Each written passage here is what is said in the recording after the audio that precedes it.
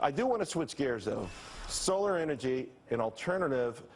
Well, is it still the alternative with the gas prices coming down? You know, of course, homeowners looking to make money and save money long term. That's been the play here recently. I want to bring in John Berger, Sunnova CEO and co-founder. All right, John, you have some news for us, though, this morning, right? I do. We recently closed a $250 million capital round with Blackstone GSO and some other investors. So it really gave us validation as well as the ability to invest in our people, our systems to improve service and expand service to customers all across the country. Yeah, I mean, Blackstone, they're not known for being dumb investors. No, they're not. I hope the terms were sort of reasonable for you. Oh, they're very reasonable guys, and you know, we're excited that solar energy is now becoming a real choice for consumers to lower those power bills and be able to spend more at Macy's and Lord & Taylor and other stores. That's where the play is, right? It's on the individual homes. You know, I mean, you know, people get the solar panels, they start to save. In fact, in some places, they even get to sell the energy back to the utility company. Well, no, actually they don't. What we do is we're an alternative provider, a competitive provider to the utility. Okay. Right. And so we sell power below utility prices to customers, and there's no money out of pocket. We cover everything. Anything that goes wrong, we fix it. And so what we have is the cell phone versus the landline. That's the same thing, or the PC versus the mainframe. We're here to provide a competitive alternative to consumers all across the world, really. And that's part of what this capital is going to do. Is this is a global business, and that's exciting. That's a huge transformational change, not unlike what the telecommunications went through with the cell phone and IP telephony in the 1980s. Speaking of the transformation, the solar industry, alternative energy around the world, to your point, has gotten huge subsidies from governments the whole time. Some of these governments have run into some serious economic issues since then. Spain, Germany, China. Harry Reid cut a deal with the GOP, a tax deal to extend tax breaks. But one thing that they left out were subsidies, or extending the subsidies to solar and wind. Can the industry survive if the U.S. government's not pumping money in? Absolutely.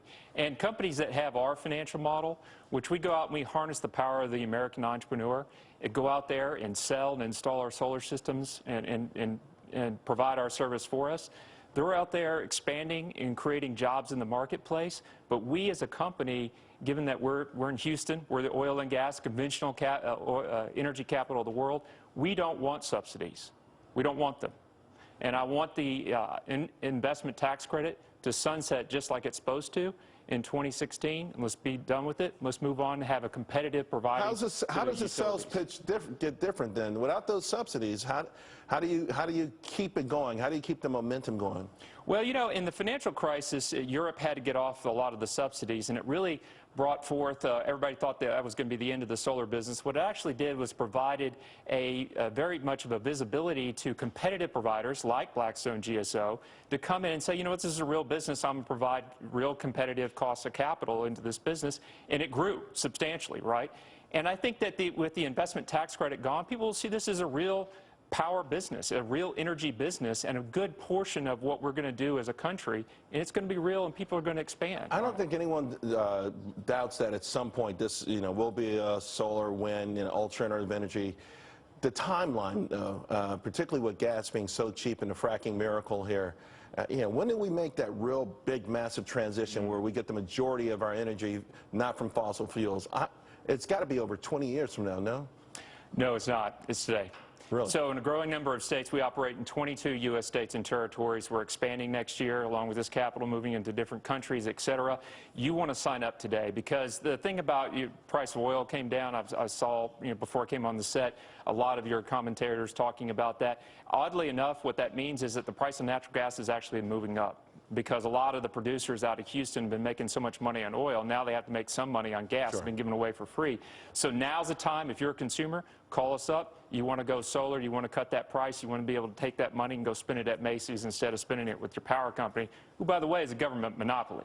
So all your viewers out there, is we're on the side of pro-competition, pro-capitalism. No cronyism here. No cronyism. All right, John. We just want a fair playing field. We can go out there and compete for the business just like any other industry.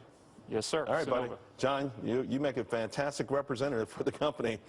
Not only did you stated your case very well. We appreciate it. Well, thank you for having All me, right, hey, Charles. thanks a lot.